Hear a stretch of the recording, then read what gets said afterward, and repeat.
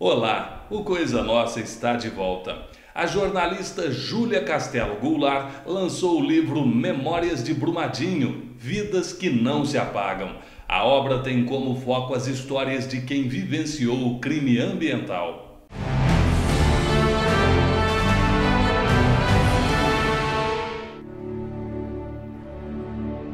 No dia 25 de janeiro, a tragédia de Brumadinho, em Minas Gerais, completou um ano.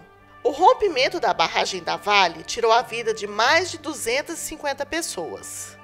A mineira Júlia Castelo, de 21 anos, decidiu usar o fato como tema do trabalho de conclusão de curso dela em jornalismo. O resultado é o livro Memórias de Brumadinho, Vidas que Não Se Apagam. Eu me senti, acho que como jornalista, como pessoa e como mineira, na necessidade de contar essas histórias, né? Na imprensa no geral, na mídia, a gente via muito falando as questões oficiais mesmo. A gente ouvia o Corpo de Bombeiros, a própria empresa, o prefeito, os governantes, a política e pouco mesmo sobre os atingidos. E eu sentia a necessidade de contar essas histórias. E hoje eu vejo a importância de falar sobre esse tema para que Brumadinho não seja esquecido, como Mariana, e outros ocorridos como esse não se repitam também. A jornalista se debruçou em reportagens e pesquisas para compreender e relatar melhor o ocorrido. Foi nessa época que eu achei uma pesquisa muito interessante da ONU, inclusive não tem versão portuguesa, eu tive que solicitar para a ONU Internacional, que é uma pesquisa que faz um mapeamento de todos os rompimentos de barragens de minério que já tinham acontecido no mundo. E me surpreendeu negativamente que no Brasil, desde 1985, aconteceram 9 rompimentos. A gente só lembra de Mariana e de Brumadinho porque foram as maiores tragédias em relação a todo o dano ambiental e humano, né? A questão de um crime, mas já aconteceram 9 rompimentos. Então, eu vi como era importante falar sobre isso e como também os dados eram muito importantes. Júlia ficou 8 dias em Brumadinho para realizar as entrevistas. Antes de ir para Brumadinho, né, em abril, eu já tinha contato com algumas pessoas, só que de 7 pessoas que eu tinha contato lá, passaram para 18. No final, o livro tem 18 entrevistados. Então foi muito interessante que as pessoas mesmo foram indicando outras histórias, indicando outras famílias. E eu fico muito feliz que essas pessoas me receberam de certa forma muito carinhosamente, né? Abriram as portas, os corações, para que eu pudesse conhecer um pouco mais essas pessoas e contar o que foi o rompimento da barragem e as suas consequências pelo olhar dos próprios atingidos. Tem pessoas desde que perderam familiares, como perderam casas, plantio, como também pessoas que atuaram na linha de frente, seja na linha de resgates. Então, por exemplo, teve o Tenente Pedro Ayara, que foi o porta-voz, né, do Corpo de Bombeiros, principalmente ali de Belo Horizonte.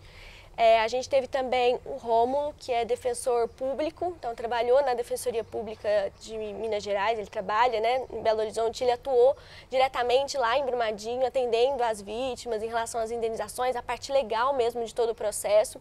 A gente teve a Mariane, que é uma médica, que a família dela, né, inclusive ainda mora em Brumadinho, ela mora atualmente em Belo Horizonte e ela se voluntariou para trabalhar no ML de Belo Horizonte. E a gente teve várias outras, teve o bispo, por exemplo, também, que atuou muito nessa questão de trabalho voluntário, né, na questão religiosa da própria cidade, esse atendimento um pouco mais, não tanto clínico, né, como a médica, mas um pouco mais de contato mesmo com essas pessoas. Então a intenção foi mesmo olhar o que foi o rompimento por olhares diferentes. Então é interessante que são 18 pessoas muito diferentes entre si. Teve também, por exemplo, uma aldeia, Pataxó Ranranhan, que mora, né, nas margens do rio Paropeba, e o rio Paropeba foi o rio que foi mais atingido, né, pelo rompimento da barragem, que ele recebeu todo o rejeito da barragem e foi completamente destruído em relação à fauna e à flora, né? Tanto que hoje ainda não se sabe se esse rio vai conseguir se recuperar, né, vamos dizer assim. Então foram histórias muito diferentes e ao mesmo tempo mostra como esse ocorrido mudou tantas vidas diferentes. Para escrever o livro, Júlia buscou inspiração em um ícone do jornalismo.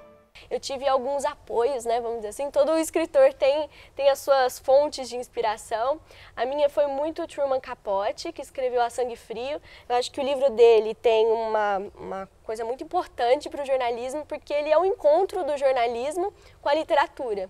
E eu quis trazer um pouco isso para o livro, como fazer o jornalismo ser um pouco mais gostoso de ler, vamos dizer assim, como ser um pouco mais interessante, sair um pouco dessa questão da imprensa mesmo, que tem muitos números, muitos pronunciamentos oficiais, fazer um pouco mais literatura, a gente se enxergar um pouco mais nessas histórias. E foi muito interessante ver como as histórias têm um certo poder. Talvez se eu tivesse feito um trabalho só com dados, não teria tido a repercussão que teve, porque você falar mais de 250 mortos tem um impacto. Mas quando você lembra que não são números e são pessoas, e que não foram no final mais de 250 mortos, foram mais de milhares de pessoas atingidas, porque cada uma dessas pessoas, dessas vítimas, tinham familiares, tinham amigos, então é um grupo muito mais extenso de pessoas que foram afetadas. E é interessante que cada pessoa se identifica com um capítulo, se identifica com uma história e passa a enxergar Brumadinho de outra forma. Acho que marca de uma forma diferente, porque a gente lembra muito mais de nomes, de histórias, do que de números. A autora confessa o momento mais marcante durante o trabalho. Foi muito o ver, assim, porque Brumadinho ficou lotado de mensagens, de protestos. Então, qualquer lugar que você vai, você lembra do que aconteceu. Eu fui 4 meses depois do que aconteceu e as pessoas não queriam esquecer do que tinha acontecido. E eu acho que, por um lado, ainda bem, porque também se a gente esquecer do que aconteceu, isso permite que também outras tragédias como essa aconteçam. Então, ao longo de toda a cidade, a gente via cartazes de protesto, né? E na entrada da cidade, acho que foi o que mais marcou, além do cheiro, né? Que também acho que é muito específico, que as pessoas contam muito, principalmente o Corpo de Bombeiros conta muito, né, da questão do cheiro. Na entrada de Brumadinho tem um letreiro, né? Como em várias cidades mineiras e outras cidades também, tem um letreiro, bem-vindo a Brumadinho e tal, e tá escrito Brumadinho na entrada da cidade. E ali, nesse letreiro na entrada da cidade, as famílias colocaram roupas das pessoas que morreram, frases, tem bandeiras de pessoas que vieram de outros países para visitar a cidade. E aquilo é muito impactante, porque você já entra na cidade lembrando do que aconteceu. O livro Memórias de Brumadinho, Vidas que Não Se Apagam, foi lançado em Brumadinho, Uberaba e São Paulo. A renda da obra será doada para as entidades sociais Amigos de Brumadinho e o Instituto Camila e Luiz Taliberti. O Coisa Nossa acabou. Na semana que vem, a gente volta com mais cultura para você.